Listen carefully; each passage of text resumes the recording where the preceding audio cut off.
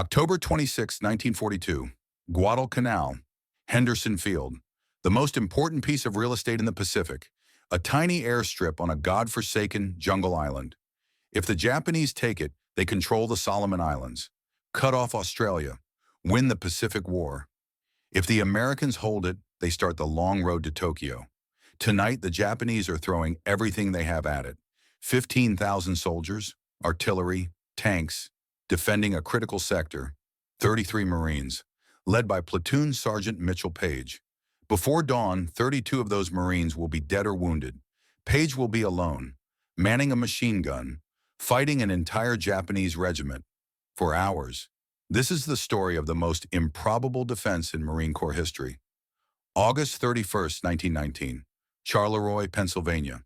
Mitchell Paige is born, coal mining town, working-class family, Serbian immigrants. His father works in the mines. Hard, dangerous work. Black lung, cave-ins. Men die regularly.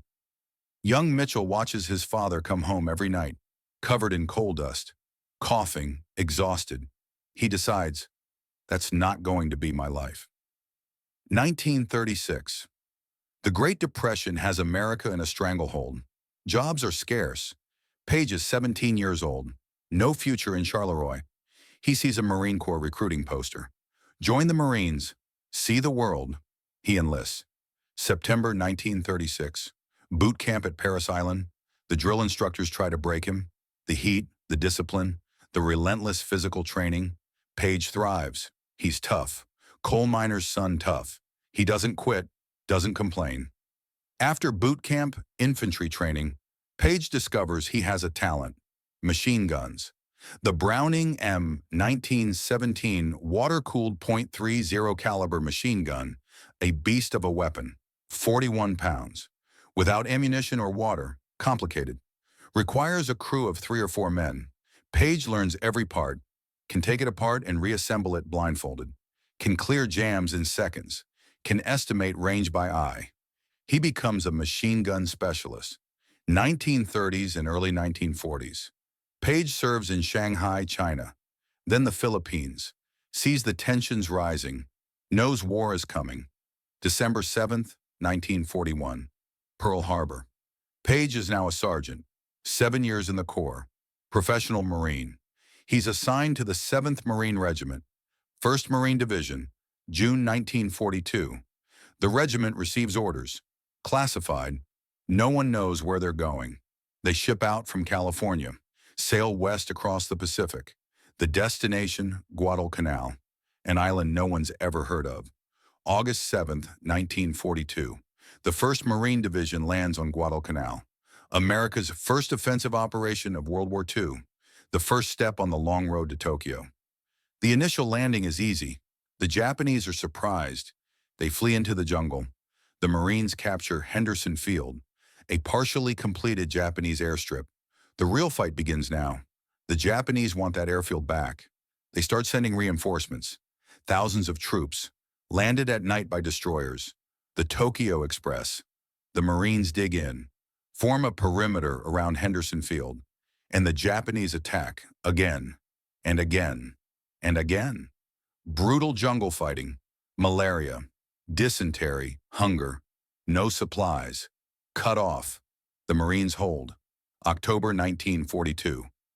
Sergeant Mitchell Paige commands a machine gun section, 33 Marines, 4 machine guns, defending a ridge south of Henderson Field. The position is critical.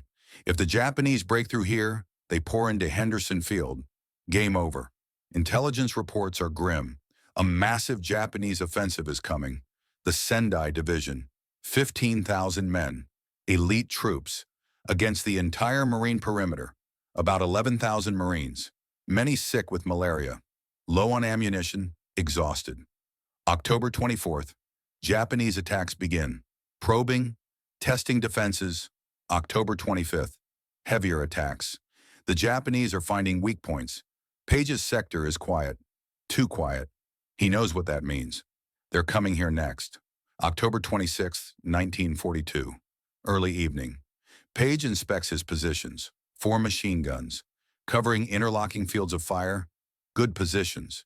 His men are exhausted. They've been on the line for weeks, uniforms rotting off their bodies. Half of them have malaria, shaking with fever. But they're Marines. They'll hold. Paige tells them, tonight's going to be bad, real bad, but we're not giving them this ridge. Understood? Yes, Sergeant. As darkness falls, the jungle comes alive with sounds. Japanese troops moving into position. Lots of them. Paige whispers to his men, stand to. They're coming.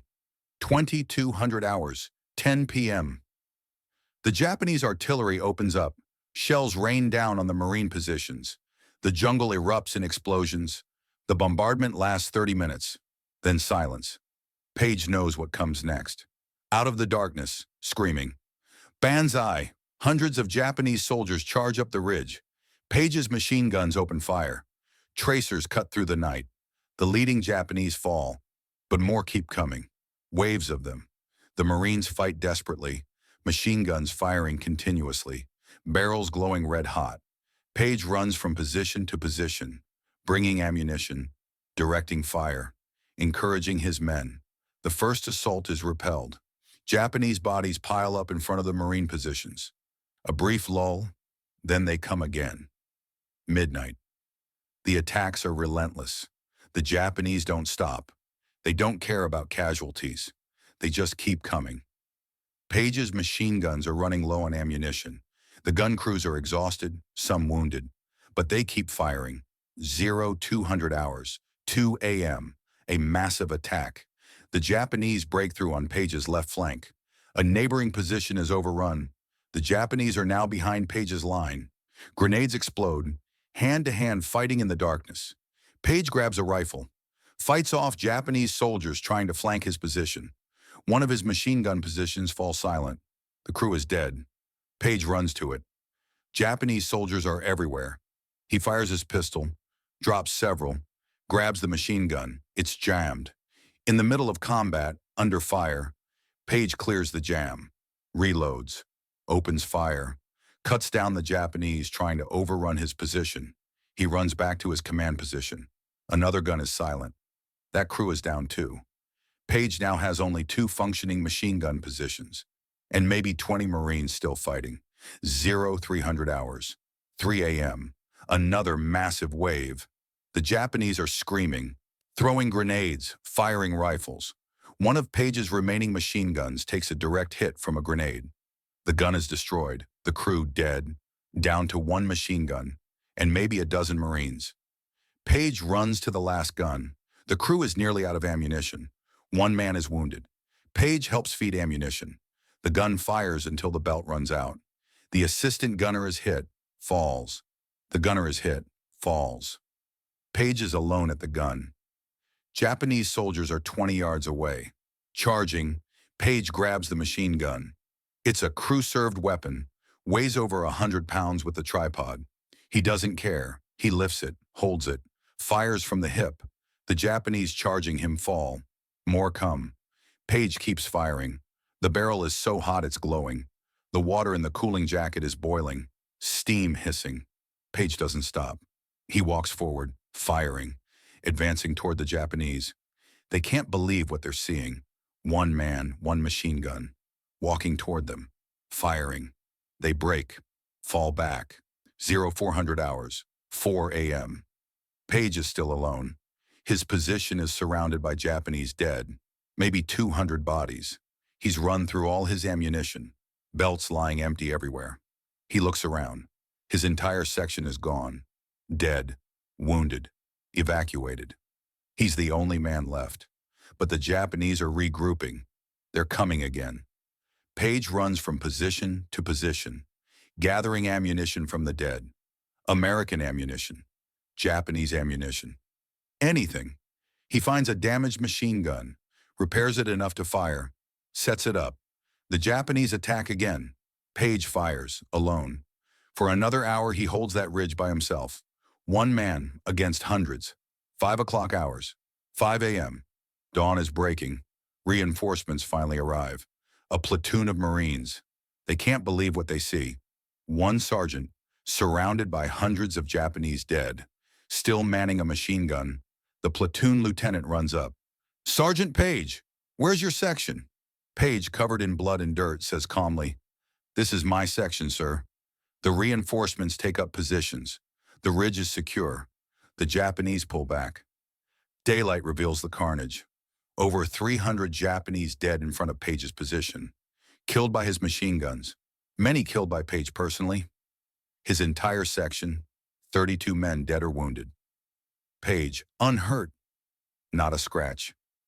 The defense of Henderson Field continues for several more weeks, but the Japanese never break through. The Battle of Guadalcanal turns the tide in the Pacific. From this point on, America's advancing, Japan is retreating, and one of the critical moments was Platoon Sergeant Mitchell Paige, alone on a ridge, with a machine gun, refusing to give ground. May 21, 1943, the White House, Washington, D.C. President Franklin D. Roosevelt awards Sergeant Mitchell Paige the Medal of Honor. The citation reads, "For extraordinary heroism and conspicuous gallantry in action above and beyond the call of duty." When the enemy broke through the line directly in front of his position, Sergeant Paige, commanding a machine gun section, continued to direct the fire of his gunners until all his men were either killed or wounded. Alone, he continued to man his machine gun, and when it was destroyed, he seized another, repaired it, and held his position until reinforcements arrived. It doesn't capture the full story. No citation could. Paige is also promoted to platoon sergeant, then gunnery sergeant, but he doesn't want to talk about it. Typical Marine. He just did his job. After Guadalcanal, Paige continues to serve. He fights in more campaigns, survives the war. After the war, he stays in the Marine Corps, serves in Korea, retires as a colonel in 1964, 28 years of service. But he's forever known as the man who held the ridge at Guadalcanal. November 15, 2003, Paige dies, age 84. He's buried at Arlington National Cemetery, Section 7A, among heroes. What makes Mitchell Paige's story remarkable? He was supposed to die that night. 33 Marines against thousands of Japanese. No reinforcements. No hope. When his men fell, he could have retreated, fallen back, saved himself. No one would have blamed him. Instead, he picked up a 100-pound machine gun and fought alone, for hours, against impossible odds. He didn't do it for glory. He did it because that ridge had to hold. If it fell, Henderson Field fell. If Henderson Field fell, Guadalcanal fell. If Guadalcanal fell, the Pacific War was lost. One man, one position, the fate of a campaign. Paige understood that, so he fought, and he won. That's what Marines do. They don't quit. They don't retreat. They hold the line. Even when they are alone, even when it seems impossible, they hold. Mitchell Paige proved that on a jungle ridge in 1942, and the Marine Corps has never forgotten. There's a saying in the Corps, every Marine a rifleman, but after Guadalcanal, they should add, every Marine like Paige, because that's the standard. That's the example. Hold the line. No matter what, thank you for watching.